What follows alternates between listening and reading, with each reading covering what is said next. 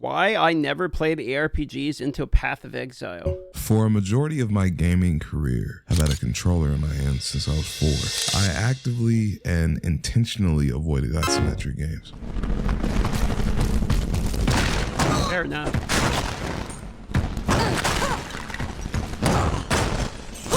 What is this sound?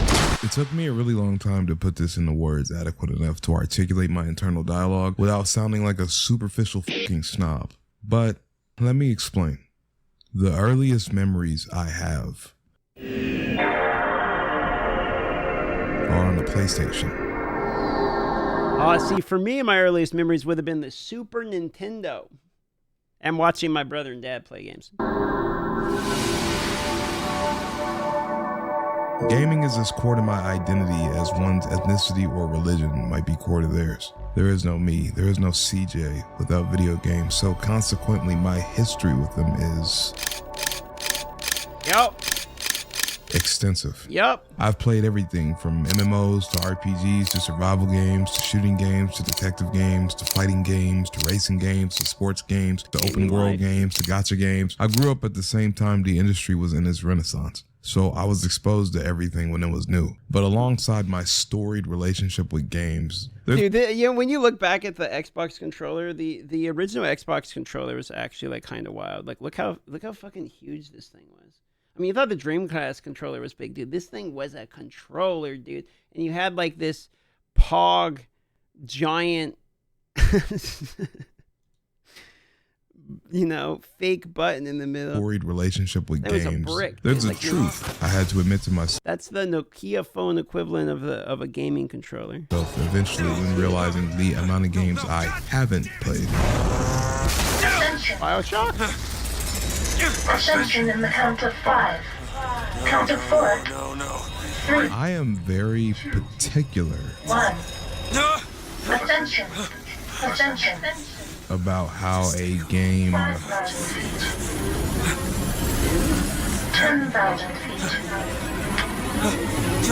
15,000 feet. looks. He's a visual Andy, is what he's saying.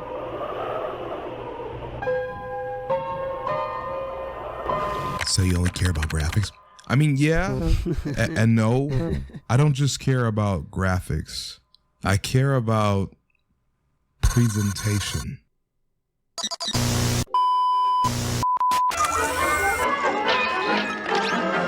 Games to me are not just recreational products to pass time with. They represent to me pinnacle examples of human innovation. They give us a glimpse into the symbiosis of our species. Our American way of life. Isn't it grand? That would just say game good. Peace, freedom, and bacon and eggs. It is one of the few new things humanity has ever invented. So my ability to enjoy them is not just on the basis of graphics or gameplay or story or soundtracks, but the synergistic ecosystem in which all these elements are a cohesive force in. A game can be mechanically fluent and the play scheme can be innovative, but one of the most important innovations of any game, one of the most important elements of presentation period, is design. And for someone like me, especially in the arena of AAA, the strongest attractor for me is the way a game's mechanical progression is filtered through the lens of presentation. The way a game looks and the way a game feels is a part of its design. And with a landscape that exposed me to mechanically fluent, visually enrapturing, literal genre-defining entries to this day. Yeah, I mean, he's not wrong. He's not wrong. I wouldn't say I was cultured or that I was a snob. I played games like Castle Crashers, Stick Arena, and Madness Interactive with the same fervor as okay, so Castle Crashers, insanely banger. I mean, insanely good banger. Castle Crashers is actually just a phenomenal top-tier game. Really, really, really good. It was one of the first like Xbox 360 arcade games that made me think like, oh shit, like you can, the online like indie games that are uploaded to the arcade are actually bang. So then I started looking more for them. It was one of the ones that really convinced me that like you don't need Microsoft to come out here, Bungie and do Halo or something. Like you just need someone that knows how to make a game. Like that was one of the first, real console games that came out that really kind of changed the way I felt about smaller games. Yeah, Castle Crashers, Mass absolutely. Effect, but rather Absolute I banger. would say I was predisposed to what I felt were pinnacle gaming experiences. AAA development in the 2000s and 2010s wasn't a menagerie of broken promises and half-baked and shitified franchises and games like today. We're talking about a time where in the same year or two, BioWare, Ubisoft, FromSoft, Rockstar, Bungie, Bethesda, Gearbox, Activision, Epic Games, Obsidian Studios, LucasArts, Neversoft, Naughty Dog, Valve, and Rocksteady were all dropping their best entries at the same time. I love the visceral feedback of good shooters that grips me, like Battlefield, Killzone, Call of Duty, or Halo. The weighted combat of a brawler like Arkham or God of War. The fully realized and fleshed out worlds of games like Elder Scrolls or Fallout. And a sea of highly interactive, highly innovative, highly curated landmark titles that defined the industry for decades. Could you imagine how it felt at the time being a child and seeing a game like Diablo 3?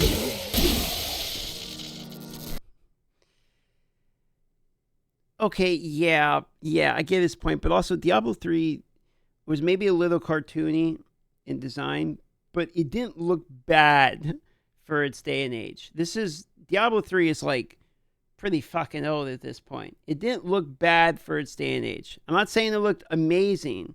Okay, you didn't write home about the graphics, but it definitely was, at least at the time, didn't feel like a takeaway for me. Like, I wasn't like, oh, shit, it looks horrible. Like, I never really felt that way.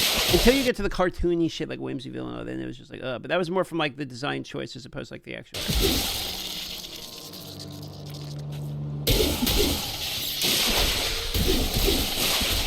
Next to a game like Mass Effect 3, or Borderlands 2, or Mirror's Edge, or Call of Duty Black Ops 2, or Dishonored, or fucking Skyrim. As a matter of fact, my first instinct was to question the legitimacy of this game because to me, isometric games were a consequence of hardware and software limitations. I associated the style with old analog entries from more primitive eras like Fallout 1 and 2. It was underwhelming to me.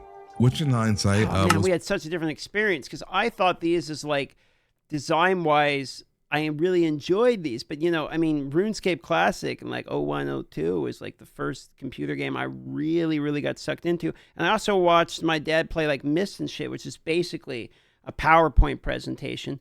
So I don't know, like I from early on, graphics didn't really get ingrained into me as what made me love the games.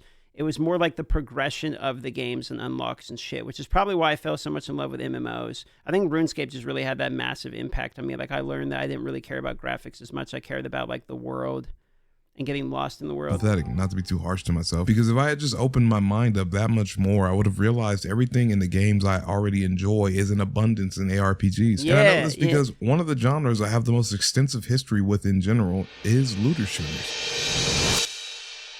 Borderlands 1 released in October 2009. I was 11 years old when this game dropped, and it rewired my neurological... And this game was a insane banger when it came out. I mean, this game was mind-blowing at the time. ...pathways with how deeply influential it was. And it connected me to an echelon of games I honestly beforehand wasn't even aware existed.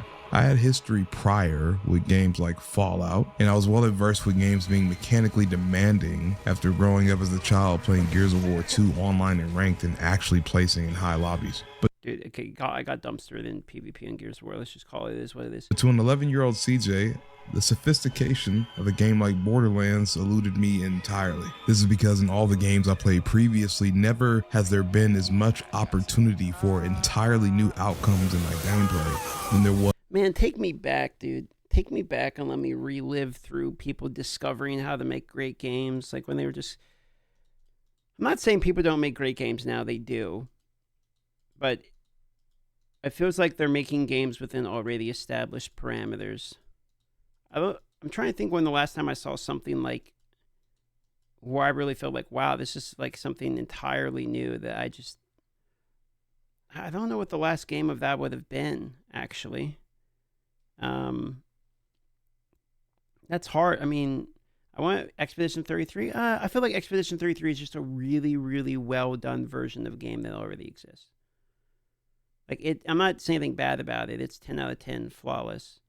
But like JRPGs already existed, which I know it's not JRPG. It's but it does iterate on an already established genre. That's what it feels like. Come on, DM, they got all the remakes for you to buy. Yeah, I mean, I like I'm saying, I don't mind some remake. Like I don't hate. I know a lot of people really, really don't like that they're remaking everything. I don't mind that per se. You know, I do enjoy the occasional remake. Like, oh, here's an example: Command and Conquer Remastered on Steam. Great. I loved Command and Conquer. They added some new stuff to it. Update the graphics, smoother gameplay. You get some people that are re-hyped about the game, so you can do some PvP skirmishes. Great example of a game I'm willing to buy as a remaster for sure. I feel like there's a lot of people that just hate all the remaster, but I feel like that's coming from a feeling of like people don't create anything new anymore, which they absolutely do. It's just it's hard to see as many new things as once because stuff has kind of already been discovered. And you know, people have already figured out kind of what's profitable, so companies are going to make what's profitable. It's always hard to go out there and kind of gamble on making something new entirely. Was in engaging with the gameplay loop of Borderlands. And Borderlands is one of the progenitors of all looter shooters we know today. So I was yet again a live witness to the development of an entire staple genre of gaming. Then I realized as I was making this video that Hellgate London, the game 2 years before Borderlands, is literally the very first looter shooter ever made. And its origins are from lead Diablo 2 developers who defected from Blizzard North to make their own IP to invent that genre of game. The original concept for Hellgate was pretty much our first idea the day we left Blizzard, as David Brevik threw out the idea of doing a first-person shooter meets action RPG, and we just took it from there. And I had already realized it before, but when I exhumed that information, I concluded immediately after that the genre ARPGs itself has proliferated all of the core tenets of what I consider to be an addicting game throughout all addicting games I've ever played. True. Games like Destiny, The Division, Borderlands, Remnant, Fallout, Skyrim, Risk of Rain, Warframe, Souls-likes, roguelikes, open world RPGs, and RPGs all carry the mechanical / gameplay elements most ARPGs do. Skills / perk trees, loot system, bosses, mapping through an endgame after leveling through a campaign, side quests, tiered loot / loot rarity, unique items, stat rolls, class systems, etc. And all of these games are games I've dedicated an inordinate amount of playtime to throughout my entire life. This is not coincidental. This is me retroactively realizing after touching an actual ARPG that I've been walking in the shadow of its innovation through a market targeted to Zoomers. I'm a fool, and Path of Exile 2 humbled me. My journey to this game wasn't even a direct path. I was guided along it vicariously due to the interest a friend of mine already had. My friends. So Path of Exile 2 was his first ARPG. You know how many people have told me that Path of Exile 2 was their first ARPG, that a lot of the other ones didn't suck them in. But it's interesting because I feel like Path of Exile 2 is one of the first ARPGs to have like actually really, really like next tier graphics.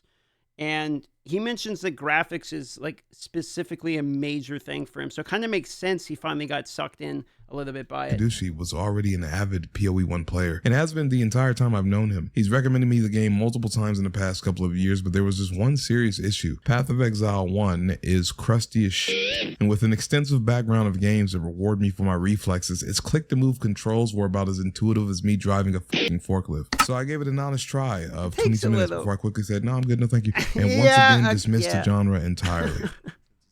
And then, 2 years later, Skadushi comes to me with some news about a new ARPG he's been looking at that's going into open access beta, Path of Exile 2. He had mentioned before that this game was coming out, but I hadn't really seen much about it because not much about it was even shown to be seen. But then Grinding Gear Games, the developer, released a game trailer with a faction I've never seen before.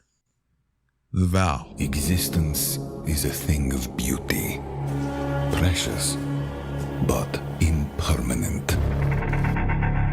You know, GGG knows how to get you hyped for ARPGs in a way that I haven't. I mean, Blizzard, to be fair, Blizzard can do a really hype trailer. Like Diablo 4's hype was like, before it came out, was like pretty good. So like I can understand Blizzard definitely has like top tier cinematics and stuff too. But GGG can continue to get you excited. Their marketing is, I don't know if it's marketing or it's like presentation maybe is the better word for it, but the way that they present each one of the leagues and updates, they do a good job with it. Life and death are mortal enemies, and yet bound to one another. The continuation of life must be protected at all costs. Some have said my methods are brutal. To this, I say, there can be no salvation without sacrifice. These visuals are not just breathtaking. They're literally inspiring, as they inspired me to take a second look at the franchise. The dark fantasy elements alone reminded me of the works of masterful artists of the previous century, like the paintings of Gerald Brom or the more macabre works of Wayne Barlow. The scientifically advanced yet ritualistically malevolent architecture of the Val reminded me of the work of H.R. Geiger with his almost surrealist visuals with the technology of his worlds. And then, as I did research for this video, I came across another discovery that Gerald Brom worked on the art for Diablo 2, one of the direct inspirations for Path of Exile. And I have a display of this exact image. I realized that what I was looking at is not derivative. It's innovative of the actual artists it takes inspiration from, which is the best sign you could hope for when it comes to a symbiosis of art forms like video games. This studio earned my interest, and their art made me look further. And then I saw gameplay.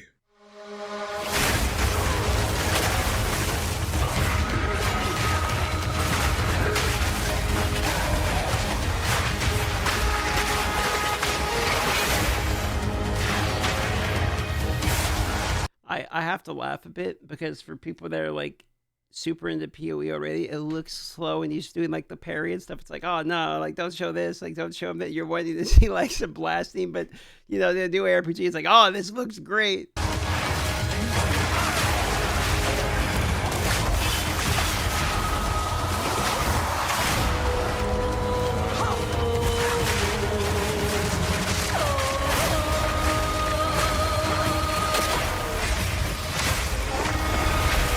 This gameplay is not striking. This gameplay is unreal. It is visually and mechanically on a level I have simply not seen before in the genre, or really any RPG I've ever played.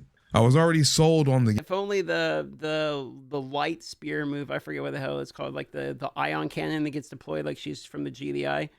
If only that was like a used move. Game. But then Skadushi tells me that in PoE 2, for the first time in the ARPG genre, movement can be dictated with WASD. In Path of Exile 2, we now support WASD movement.